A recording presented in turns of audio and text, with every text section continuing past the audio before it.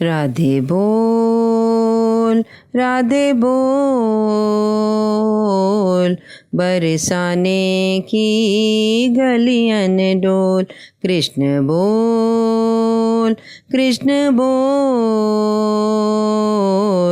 वृंदावन की गलियन डोल। कान्हा के संग में सखा सुशोभित, राधे सखियन करत किलोल किलोल। बरसाने की गलियन डोल। राधे बोल, राधे बोल, बरसाने की गलियन डोल।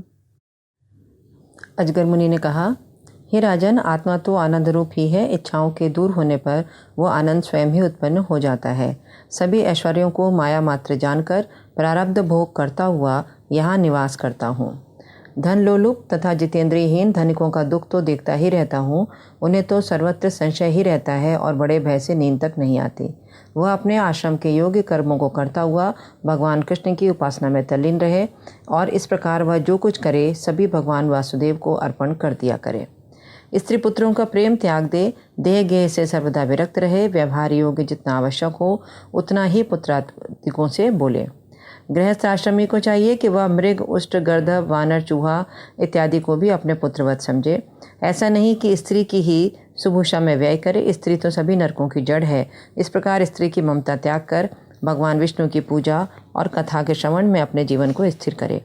गृहस्थ के अर्जित धन में देवता, ऋषि, मनुष्य और कितने ही प्राणियों का भाग रहता है, इसलिए गृहस्थ उन सभी का पृथक पृथक पोषण करे। धनवान द्विजातियों को चाहिए कि वह भाद्रपद के अंतिम कृष्ण पक्ष में अपने कुटुंबियों का श्राद्ध करें और भी इसके उपयुक्त जो पर्व हों उस दिन अपने माता पिता इत्यादि का श्राद्ध करें। जहाँ भगवान की मूर्ति प्रतिष्ठित हो वे सभी स्थान बड़े ही पुण्यप्रद हैं। यज्ञ, तप, स्वाध्याय और वेद अध्ययन ये सभी सदाचार हैं। इसमें योग और ज्ञान सबसे श्रेष्ठ है। दान देना ही है तो सुपात्र को दे। ज्ञानी को दिया हुआ दान बड़े पुण्य का होता है। देव कार्य में 2, पितृ कार्य में 3 या और दोनों में एक एक ब्राह्मण को भोजन कराया जाए। यदि इंद्रियां वश में हो जाएं तो योग के द्वारा आत्म साक्षात्कार सहज में ही प्राप्त हो जाता है। पहले मैं एक बड़ा प्रतिष्ठित गंधर्व था और मेरे शरीर से सुगंध उड़ाया करती थी, जिसे देखकर लोग मुझे बड़ा प्यार करते थे। मैं अपनी तान में इतना मस्त हो रहा था कि मैंने किसी को प्रणाम आदि नहीं किया, जिससे मुझे उन्होंने शूद्र होने का शाप दे दिया। मैं ब्रह्मवासियों की दासी से उत्पन्न हुआ, फिर इन्हीं महात्माओं की सेवा के प्रभाव से अब ब्रह्मा का पुत्र हुआ हूँ। हे राजन, आप तो बड़े ही भाग्यवान हैं कि आपके यहाँ एक से एक बड़े ऋषि मुनि आते हैं। आप जिन परम पूजनीय श्री कृष्णचंद्र जी को अपना आज्ञाकारी समझते हैं और तरह तरह के संबोधन द्वारा उनसे मिलते हैं, वे वही ब्रह्म हैं जिन्हें सत्य रूप से जानने के लिए ब्रह्मा, शिव और महात्मा जन चिंतित रहते हैं। श्री सुखदेव जी कहते हैं कि हे परीक्षित, जब युधिष्ठिर ने नारद जी के ऐसे वचनों को सुना तो वे प्रेम विवल हो गए और उन्होंने प्रसन्न होकर नारद जी की, श्री कृष्ण भगवान की बड़ी पूजा की। नारद जी अपने लोक को चले गए। मनवंतरों की कथा का वर्णन। श्री सुखदेव जी बोले, हे राजन, इस कल्प में स्वयंभू इत्यादि 6 मनवंतर व्यतीत हो चुके हैं। इनमें से पहले मनवंतर में देवताओं की उत्पत्ति हुई। जब स्वयंभू मनु ने सभी विषयों से विरत हो राज्य छोड़कर स्त्री सहित वन में सुनंदा नामक नदी पर पहुंचकर एक पांव से खड़े रहकर 100 वर्ष तक कठिन तपस्या करी, उस समय वहां विचरने वाले राक्षस उनको खाने चले। यह देखकर भगवान श्री यज्ञपति ने देवताओं के साथ राक्षसों का समूल संहार कर दिया।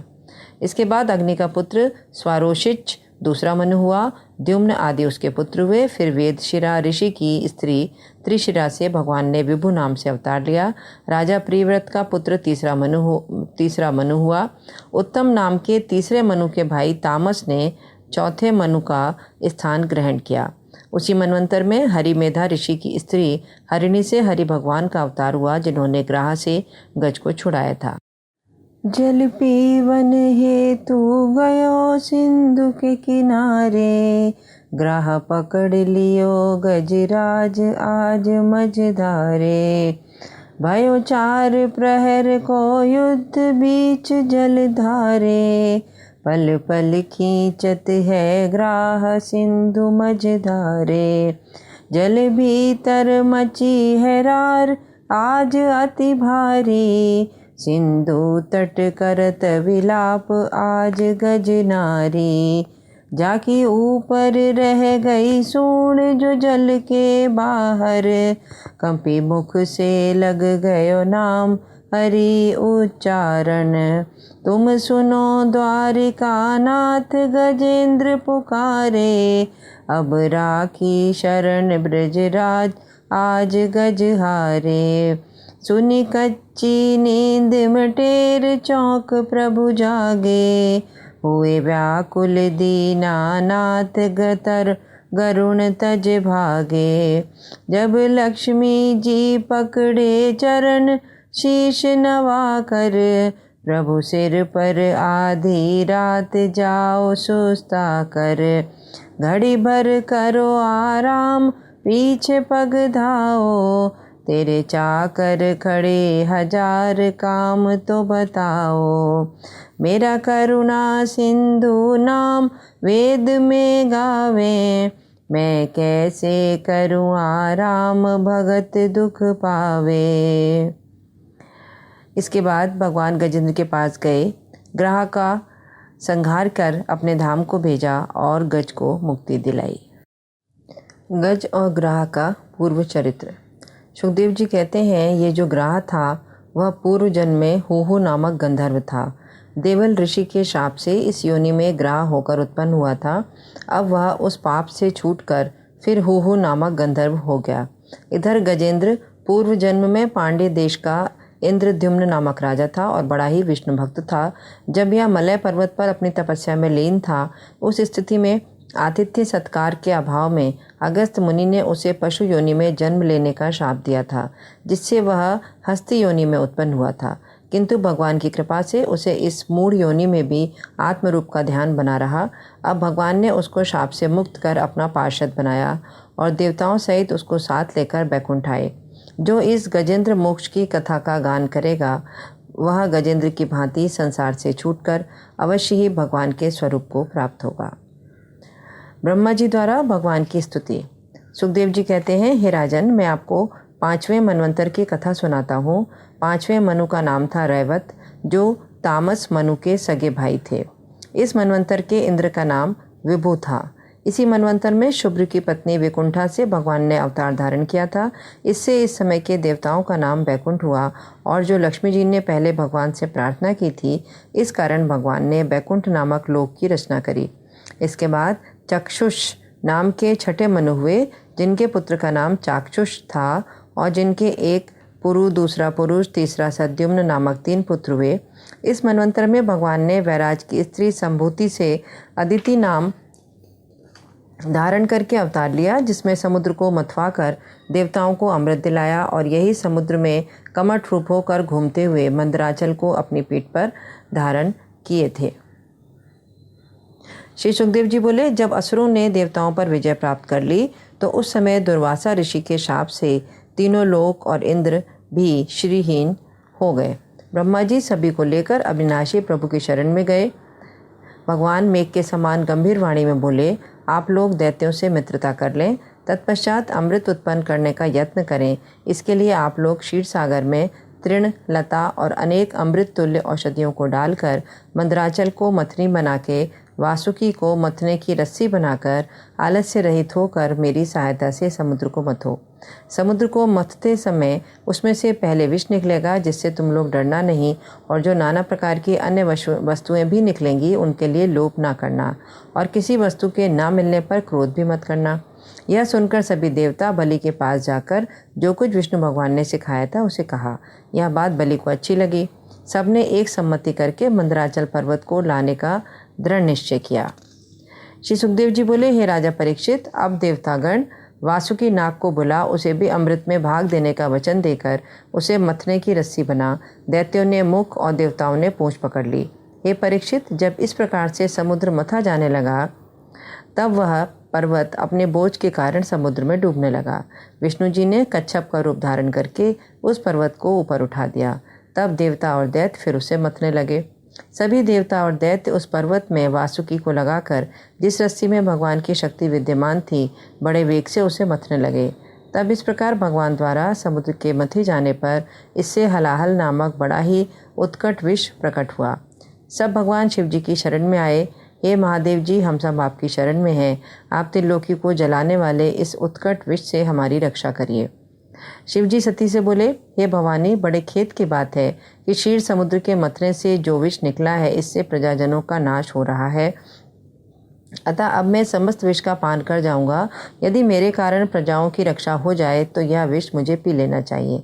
तब महादेव जी ने सर्वत्र फैले हुए उस विष को अपने प्रभाव से हथेली पर रख लिया और प्रजाओं पर कृपा करके उसको पी गए।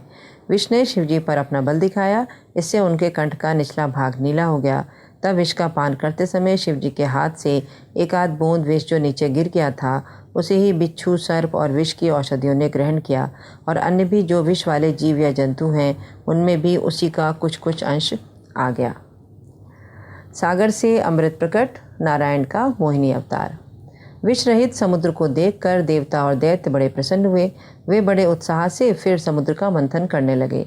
फिर समुद्र से कामधेनु गौ उत्पन्न हुई। उसके बाद चंद्रमा के समान श्वेत उज्ज्वल रंग का उच्चैःश्रवा नामक घोड़ा उत्पन्न हुआ।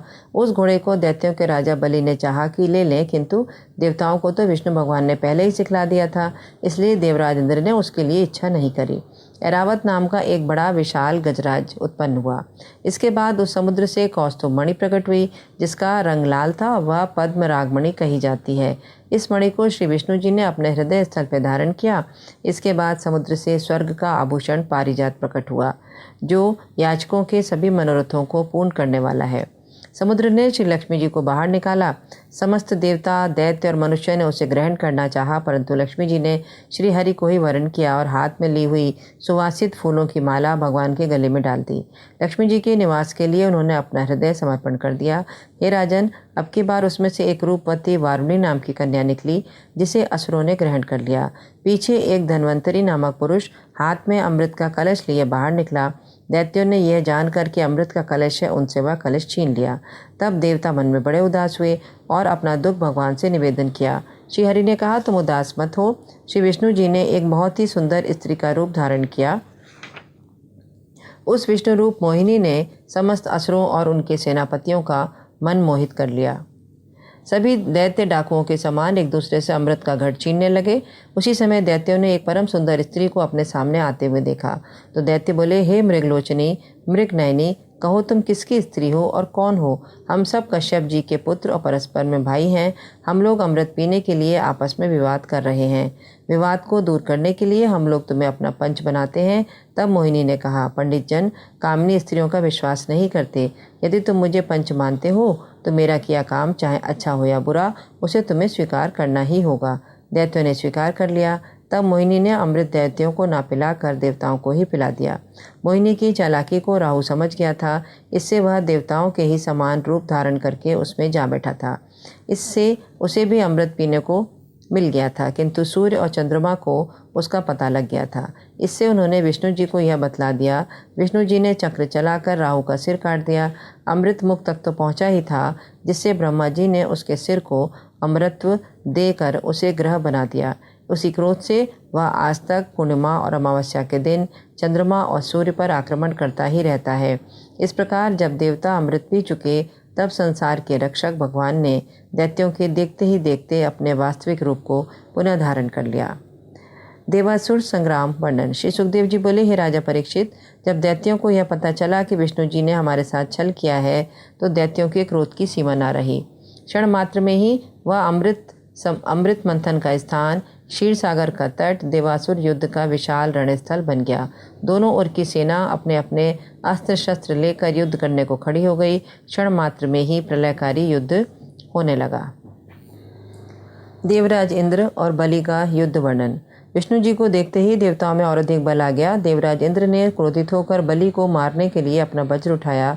उसे देखकर दैत्य हाय हाय करके चिल्लाने लगे। बलि बोला, हे इंद्र, सभी लोग काल के वश में हैं। उसकी ही प्रेरणा के अनुसार वीरों को युद्ध में प्रवृत्त होना पड़ता है, और युद्ध क्षेत्र का तो यह परिणाम ही है कि उसमें कभी जय और कीर्ति मिलती है और कभी पराजय और कभी मृत्यु प्राप्त होती है। बलि के इन वचनों से इंद्र का बड़ा तिरस्कार हुआ। उन्होंने तत्क्षण अपने हाथ में शत्रु को कुचल देने वाले वज्र को उठा लिया और बड़े वेग से उसे बलि पर चलाया। उसके लगने से बलि पृथ्वी पर गिर पड़ा। उसका मित्र जंभ नामक दैत्य था। मित्र के ऋण से उऋण होने के लिए वह इंद्र से युद्ध करने के लिए आया। देवराज इंद्र के क्रोध की सीमा न रही। उन्होंने उसी क्षण परम उत्तेजित होकर जंब का सिर काट दिया।